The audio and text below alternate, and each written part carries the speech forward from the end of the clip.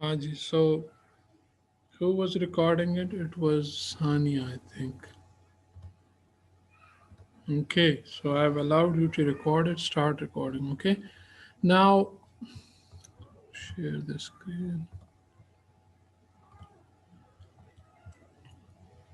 तो सबसे पहले जो हमारे पास बात आई है कि भाई assembly language occupies less space in memory और that's why it's faster to execute. ठीक है. लेकिन on the other side programming in assembly is harder. हम तो ये बहुत छोटा सा प्रोग्राम है तो ये इंस्ट्रक्शंस आपको याद आ जाएंगे, लेकिन अगर आपका प्रोग्राम कुछ बहुत ज़्यादा काम कर रहा है, खैर ये हार्डर ज़रा ज़्यादा सही लफ्ज़ नहीं है. इट्स मैं लिख दूँगा टाइम कंज्यूमिंग. ठीक है. क्योंकि हार्डर एक बंदे के लिए होगा, दूसरे के लिए नहीं होगा. Another point, program written in C is portable. ये क्या बात है? तो देखें, अर्डविनो मेगा में माइक्रो कंट्रोलर कौन सा है?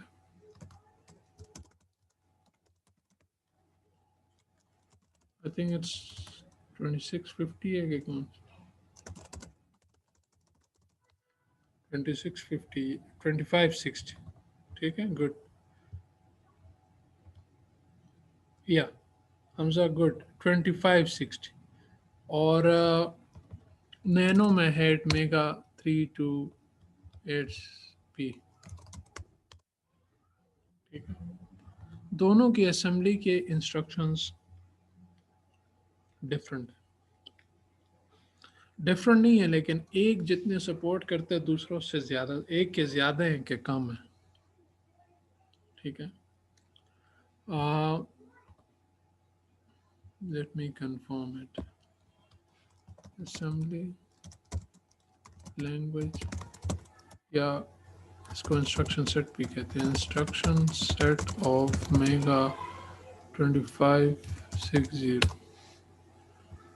हाउ मेनी, मुझे नंबर चाहिए.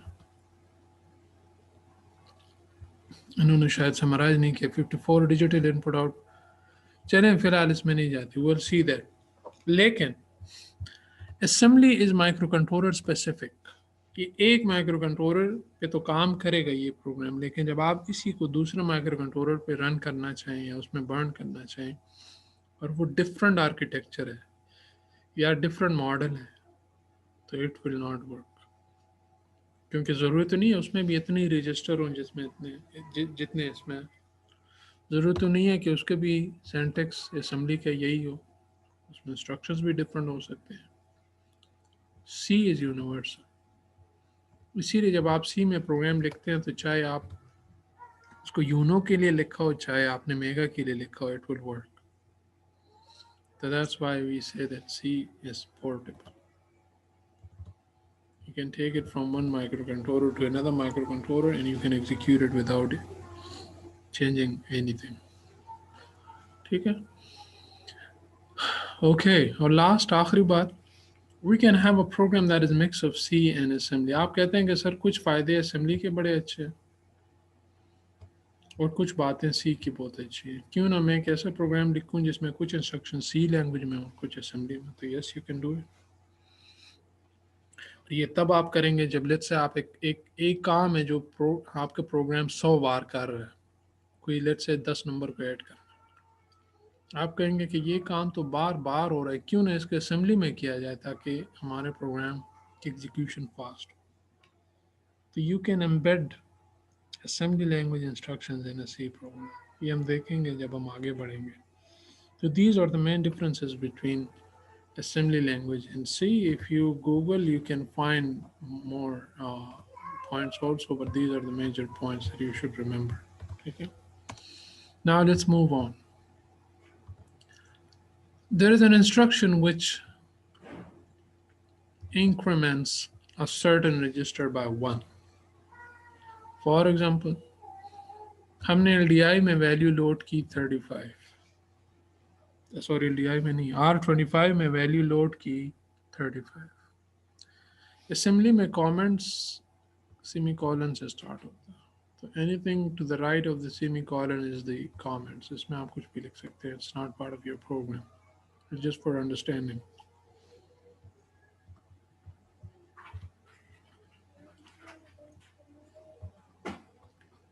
Mubashar, CIDE supports assembly language, yes.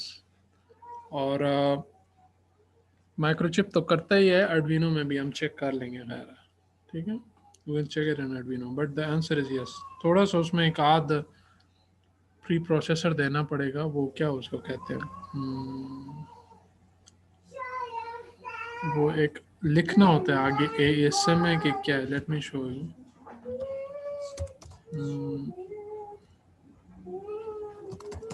Arduino C program embedded with assembly language.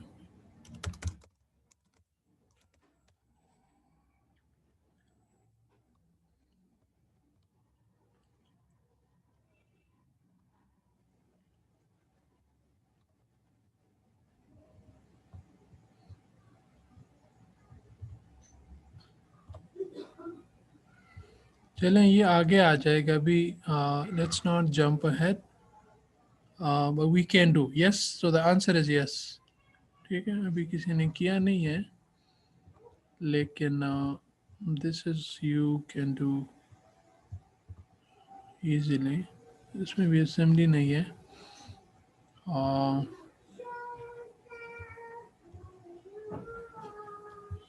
Maybe this one. नहीं, ये भी नहीं है. चलें फिलहाल छोड़ देते हैं. We'll come to this because थोड़ा सा हम, इसकी किताब है ये, James फियोर, I didn't know about it. Let's see how good is this. कब की लिखी है? 2020 की. Okay, good. Where is he from? He is Mohawk Valley Community College, Utica, New York. Okay, so maybe he has done it. So that's why it's coming up कि इसने assembly को उसके अंदर embed किया हो. But अभी हम off topic जा रहे हैं, तो we'll come back to this. ठीक है, बहुत ज़्यादा एक्सपर्ट जो प्रोग्रामर्स होते हैं वो ये करते हैं, उनको पता होता है कि भाई how to optimize the code.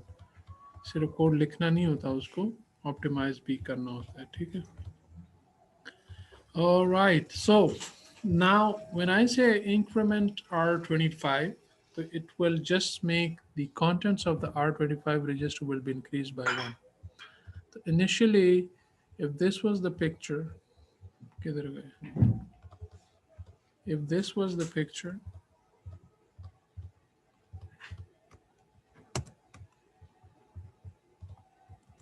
so now R25 will have 35. तो ये 35 है, नहीं ये 39 है, तो इसमें से एक 4 सब्ट्रैक्ट कर, तो ये 35 बन जाएगा. यस. जब इसको इंक्रीमेंट किया, देखें अपने लिए ये एरो रख लिया करें कि इस वक्त आप किस इंस्ट्रक्शन को एग्जीक्यूट कर रहे हैं. जब इसको एग्जीक्यूट किया, इस पे आए, तो इसका मतलब है वहाँ पे वो लोड हो गया. अभी इधर लेट से कुछ भी नहीं है.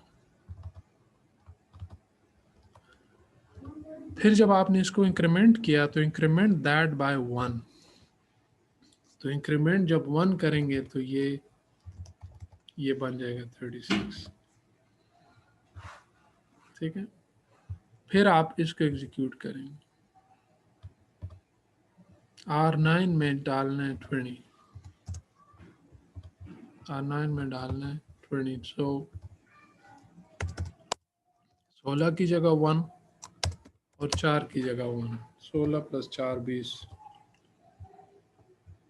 और फिर डिक्रीमेंट करना है R9 को. तो जब आप इसको डिक्रीमेंट करेंगे तो ये बन जाएगा 011, ये 19 बन जाएगा. फिर ये, अच्छा ये भी हम कर चुके. अब आपने सब्ट्रैक्ट करना है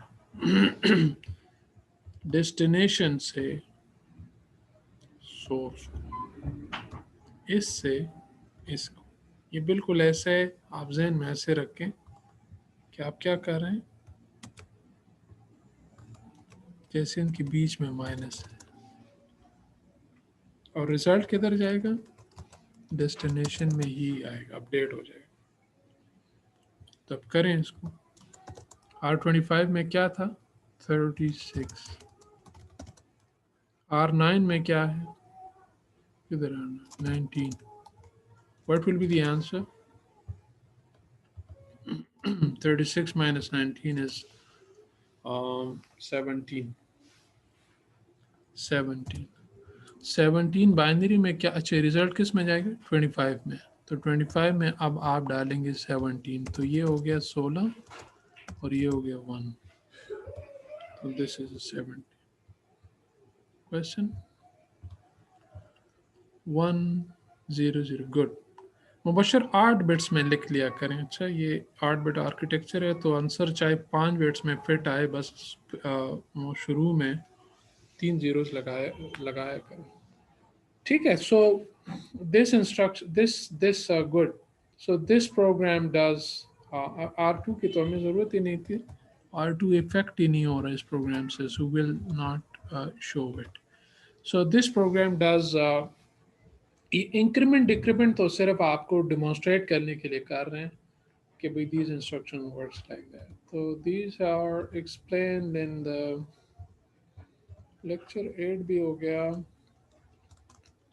2 नंबर ऐड हो गए, 3 नंबर। अच्छा, इधर देखिए, 3 नंबर को ऐड आप ऐसे भी कर सकते हैं कि पहले तीनों को लोड करें अपनी मर्जी की रजिस्टर में, as long as you are under 31 से ज़्यादा रजिस्टर नहीं ऐड मेगा 328P में। तो यहाँ पे 32 नहीं हो सकता क्योंकि वो रजिस्टर्ड है ही नहीं। और फिर एक दो को ऐड करें आपस में और फिर इस वाले के साथ तीसरे को ऐड कर, ये भी ठीक है। आप ऐसे भी कर सकते हैं, पहले दो को लोड करें, उनको ऐड करें, आपको पता है रिजल्ट इसमें पड़ा हुआ है, फिर तीसरे को लोड करें, फिर उसके साथ इसको ऐड करें। ये दोनों एक ही काम कर रहे हैं, आपको जो भी इजी लगे। ठीक है, तीनों को पहले लोड करें, फिर बाद में 2 बार ऐड इंस्ट्रक्शन दें, या पहले 2 लोड करें, फिर ऐड करें, फिर लोड करें, फिर ऐड करें।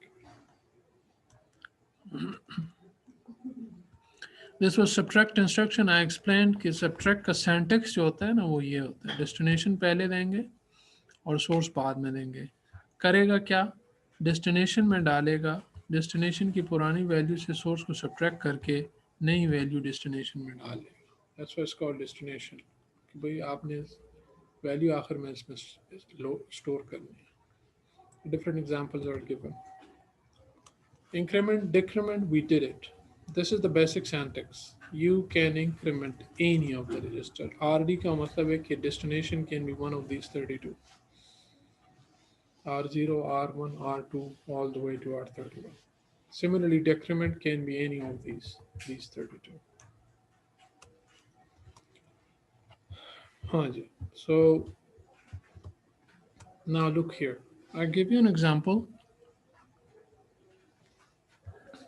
Let's say LDI में वैल्यू है 00, हमने उसमें खुद ही लोड किया। 00 in binary it will be this, ये वाली तो हेक्स में है ना, ठीक है। Now we decrement it.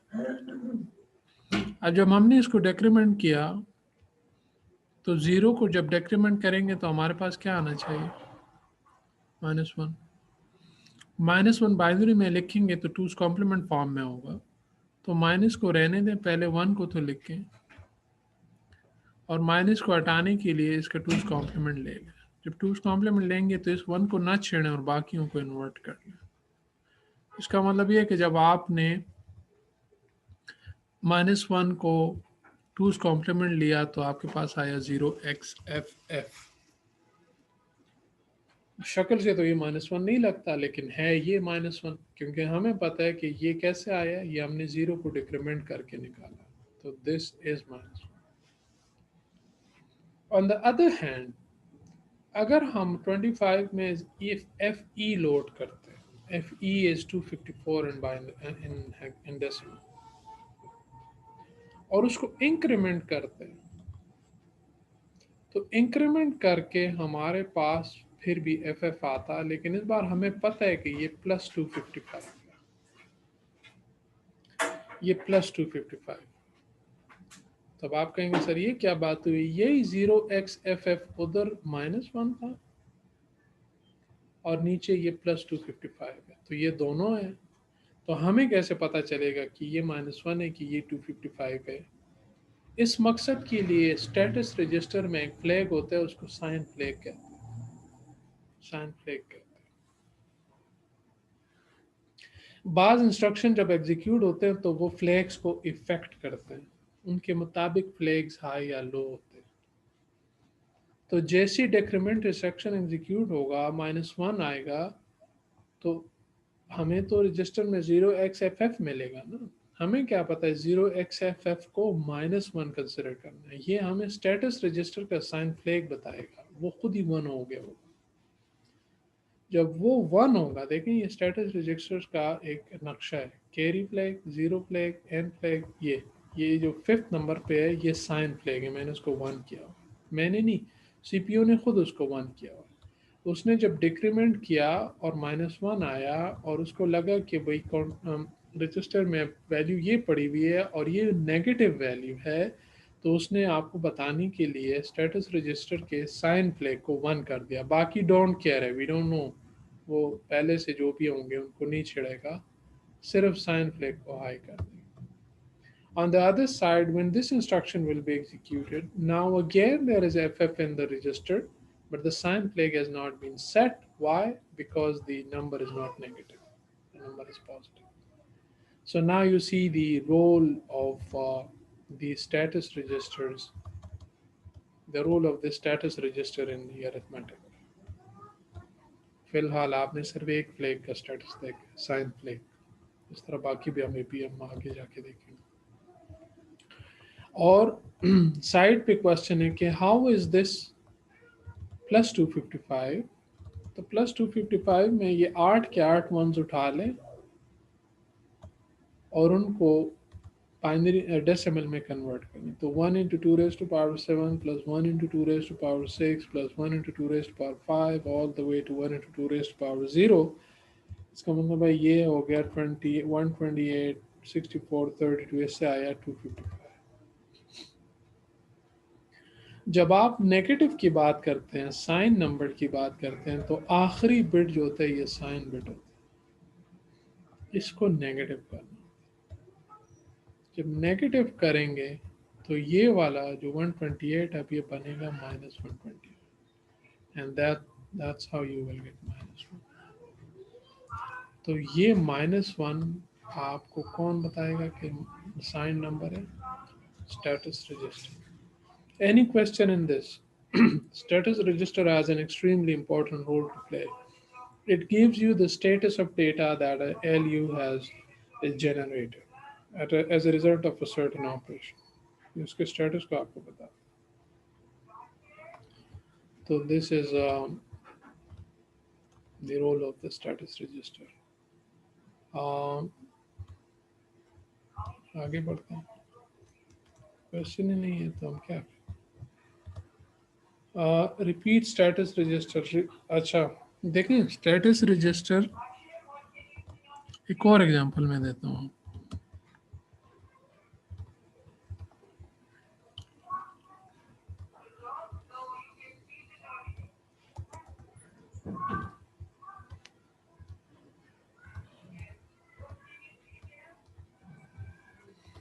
Let's say LDI में हमने वैल्यू लोड की FF, बाइनरी में ये वैल्यू क्या बनेगी? 111 दूसरे रजिस्टर में हमने वैल्यू लोड की R15 उठा ले 01। इसका मतलब है कि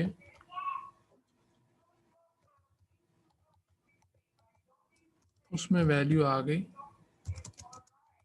1, बाइनरी में ये होगी 0000001। लेट्स से हमने एक थर्ड इंस्ट्रक्शन दिया इधर,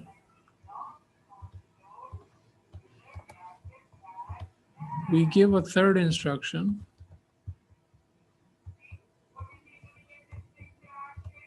which aids these two numbers, 8 R25 with R15. बताओ R25 में वैल्यू क्या होगी? Who will answer?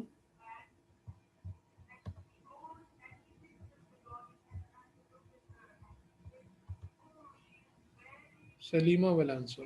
What will be the content of this R25 once this instruction is executed?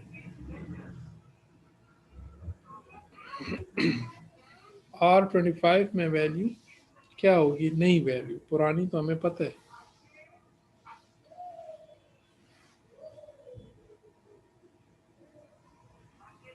I'm asking question from, चलें कोई भी बता दें. What will be the value in R25? सामा आप सब्ट्रैक्ट तो नहीं कर रहे यार. आपने काम का एक जीरो कम, एक वन कम कर दिया, उसमें तो ऑलरेडी एक वन एक्स्ट्रा आ रहा है. ठीक है, मुबशिर बाइनरी में बताएं. बाइनरी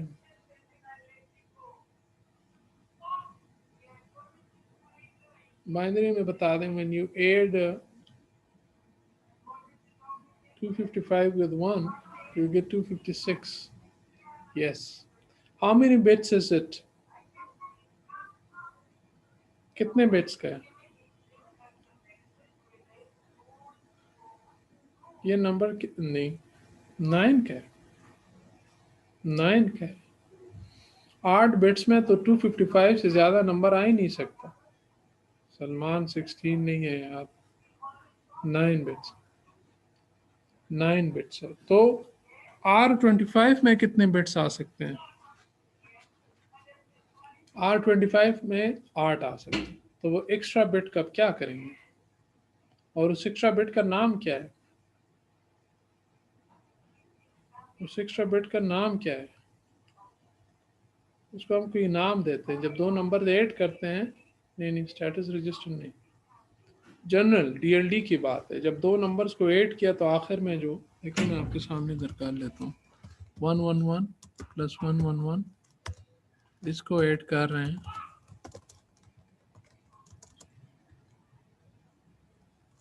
इसको ऐड कर रहे हैं 000 001. तो अब बताएं. हाँ, yes Mubashir, you are right. Carry. तो इधर आएगा जी 0. देखें राइट साइड से शुरू करें ना, इधर से 0 0 0 0. हाँ, तो ये तो 8 होंगे ज़ीरोस. अब आपके पास एक वो जो 9th निकल गया, वो तो इस रजिस्टर में नहीं आ सकता. तो R25 में वैल्यू आ जाएगी 0, लेकिन वो जो 1 बाहर निकल गया उसका अब क्या करेंगे? Who will keep track of that one? That one will be shown by.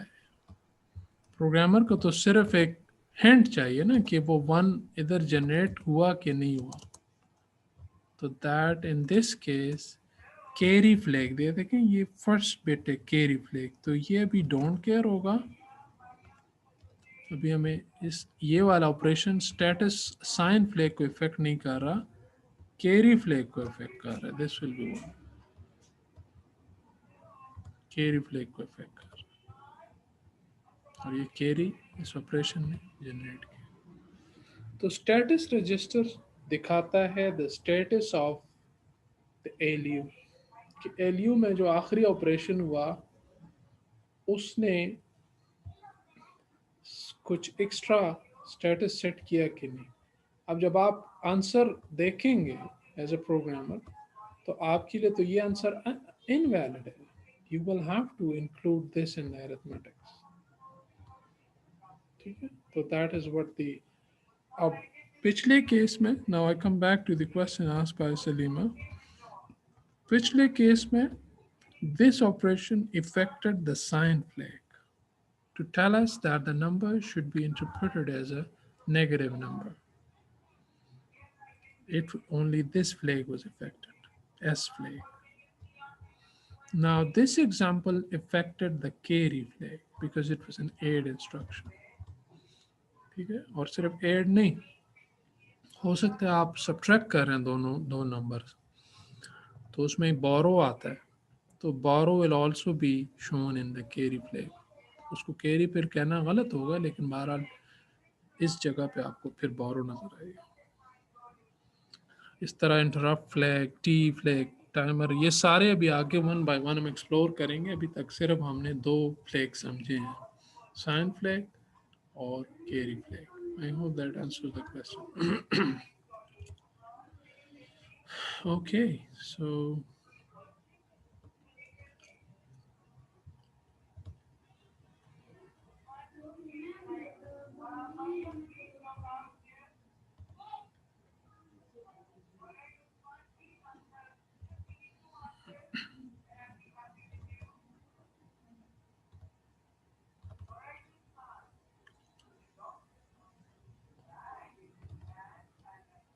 Next slide समझाने के लिए आई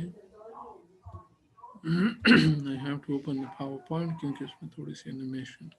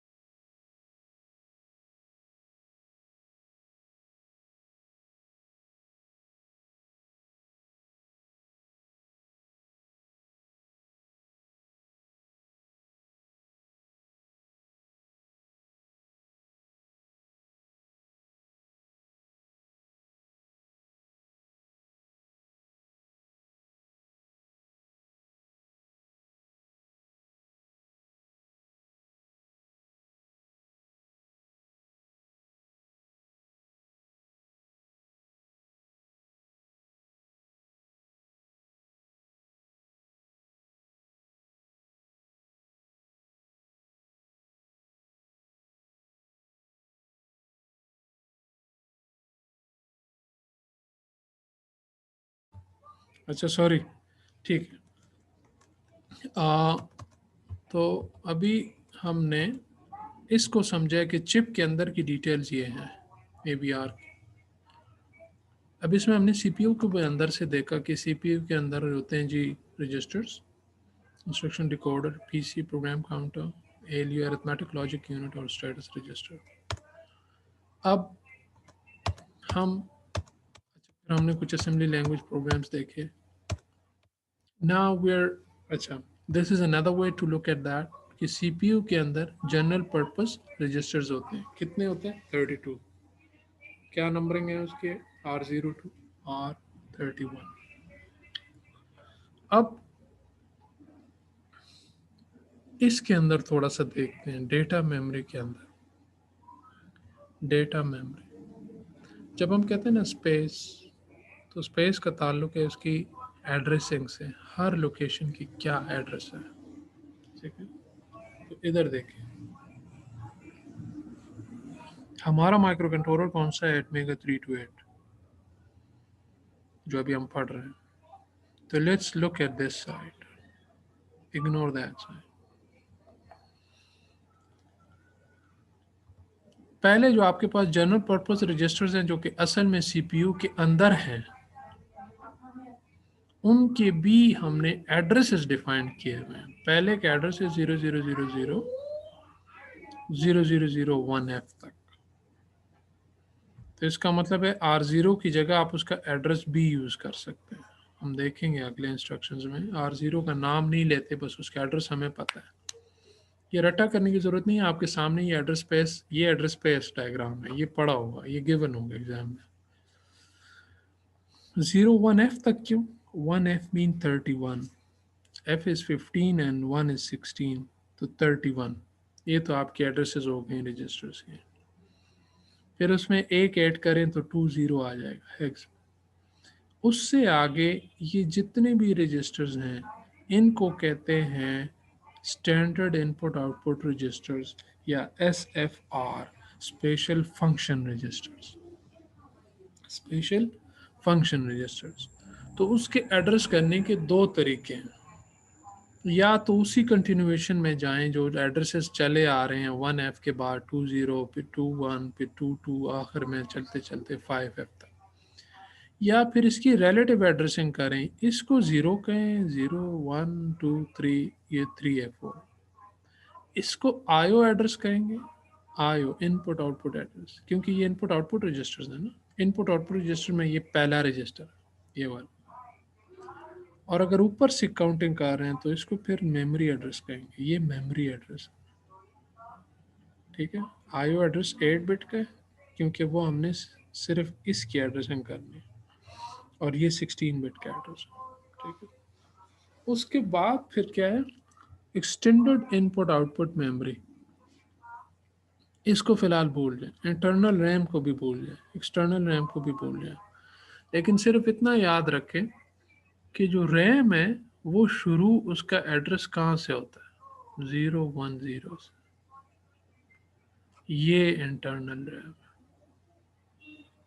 तो अब आप कहेंगे कि सर इसको ये 100 पहले लोकेशन का एड्रेस 100 क्यों है? तो हमने एड्रेसिंग इस तरीके से की हुई है कि हमने रजिस्टर्स को भी एड्रेसेस दे दिए, तो 31 एड्रेसेस तो उधर निकल गए। फिर इसके अलावा स्टैंडर्ड इनपुट आउटपुट रजिस्टर्स हैं SFRs, उनको भी हमने एड्रेसिंग कर ली। और फिर उसके बाद एक्सटेंडेड IO मेमोरी है, उसके लिए भी हमने जगह एलोकेट कर ली, चाहे हो ना हो मेमोरी, लेकिन एड्रेसेस उसके लिए संभाल के रख लिए हैं। ये ऐसे जैसे किसी हाउसिंग स्कीम में आप प्लॉटिंग करते हैं कि भाई प्लॉट नंबर दिस से दिस तक यहाँ पे जनरल पर्पस रजिस्टर रह रहे हैं, कोई ख़ास कॉलोनी है किसी ख़ास डिपार्टमेंट की, फिर यहाँ से आगे तक इसमें ये वाले लोग हैं, फिर ये। तो इंटरनल रैम जो है इट्स स्टार्टिंग फ्रॉम 010, ये वो जगह है जहाँ पे आप अपनी मर्जी से इसको यूज़ कर सकते हैं। Now let's see the use of this. ठीक है, अच्छा इधर आपको, अभी तक बस को हम ब्लैक कलर में रिप्रेजेंट करते थे, अभी हम 3 कलर्स में रिप्रेजेंट करते हैं। एक को एड्रेस बस कहेंगे, एक को डेटा बस कहेंगे, एक को कंट्रोल बस कहेंगे। ये बाद में मैं एक्सप्लेन कर लूँगा, फिलहाल बसेस के 3 टाइप्स आप बस याद रखें कि बस can be of any type, data bus, address bus, control bus.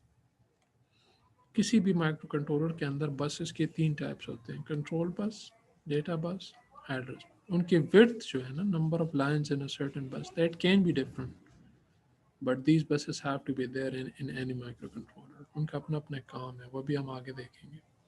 जैसे मैं एग्जांपल देता हूँ, address bus carries this address, तो एड्रेस बस का साइज क्या होना चाहिए? Anyone? I repeat, address bus carries these addresses, तो एड्रेस बस के नंबर ऑफ लाइंस कितने होने चाहिए? 8 bit. नहीं, 8 क्यों? ये कोई 8 बिट नंबर है, जरा इसको देखें। Is this 8 bit number? ये कितने बिट का नंबर है? हामिद, ये हैग्स में है, अल्लाह के बंदे, ये बाइनरी नहीं है। ये जो डॉलर साइन नज़र आता है इसका मतलब है ये हैग्स में है, और बाइनरी में 1F किधर से आ गया? तो हाँ, Mubashar is right, these are 16 bit addresses, 16 bit addresses.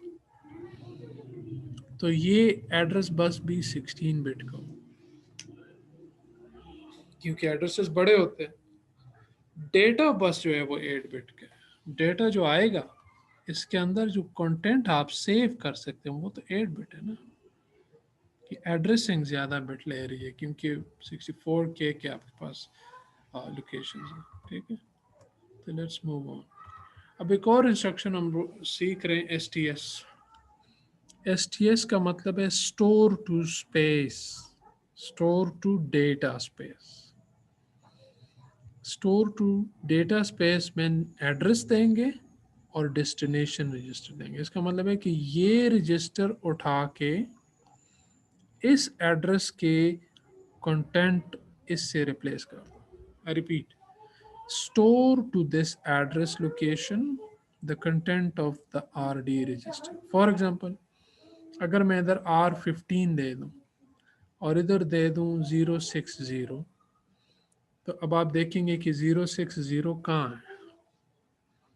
Anyone where it will be? It is the first location in the extended IO memory. ये लोकेशन है, देखें ये R15 में जो भी पड़ा होगा वो वैल्यू उठ के इधर आ जाएगी। This is what this instruction is doing. STS, store to data space, ठीक है। ये इंस्ट्रक्शन बजाते खुद इतना इम्पोर्टेंट नहीं है जितना ये स्पेसिंग, डेटा मेमोरी स्पेस को समझना इम्पोर्टेंट है कि ये एड्रेसिंग किस तरह की हुई है, क्योंकि असेंबली में फिर हमें एड्रेस लेवल तक जाना पड़ेगा किस लोकेशन का क्या एड्रेस है। अब I show you next example. अच्छा, जिस तरह STS स्टोर है, इस तरह लोड भी है ना, LDS। STS किसी रजिस्टर से वैल्यू उठा के किसी एड्रेस वाले लोकेशन में स्टोर करता है, LDS उसका अपोजिट करता है। LDS में एड्रेस इधर देंगे और रजिस्टर इधर देंगे। इसका मतलब है इस रजिस्टर से, इस एड्रेस से कंटेंट उठा के, कंटेंट एड्रेस नहीं, ये देखिए ब्रैकेट डालने का मतलब है कि उसकी कंटेंट उठा के R1 में फॉर एग्जांपल डाल दें। तो अब अगर ये दोनों प्रोग्राम्स मैं इकट्ठे कर लूँ, तो लेट्स से मैं एक प्रोग्राम लिखता हूँ,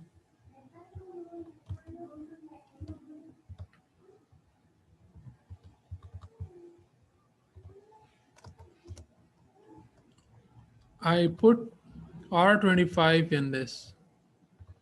R25 ये तो खैर प्रोग्राम का हिस्सा नहीं है ना, ये भी प्रोग्राम का हिस्सा नहीं है, ठीक है। और इसके बाद मैं इसको STS कर दूँ मेमोरी में किसी लोकेशन पे, STS 060 R25 store to this location, और फिर LDS करता हूँ उस लोकेशन से वैल्यू उठा के 60। तो क्या सिचुएशन होगी? अब रजिस्टर ले आए,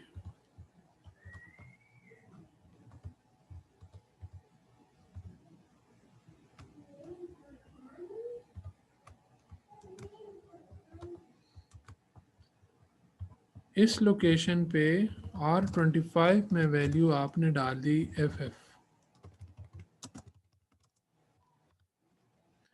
फिर इस लोकेशन पे आपने R25 से वैल्यू उठा के लोकेशन नंबर 0x0, अगर हेक्स में लिखना है तो 0060, अगर कंप्लीट 16 बिट फॉर्मेट में लिखना है, R25 की वैल्यू उठा के इसमें डाल दी, तो इसकी भी कंटेंट FFF बन जाएंगे। और थर्ड इंस्ट्रक्शन में उसी एड्रेस के कंटेंट को उठा के R1 में डाल दिया, तो ये R1 है आपका, और उसके कंटेंट उठा के इसमें लोड हो जाएगा। अब आप कहेंगे हम कर क्यों रहे हैं, ये तो हम ऐसे भी कर सकते थे कि LDI R25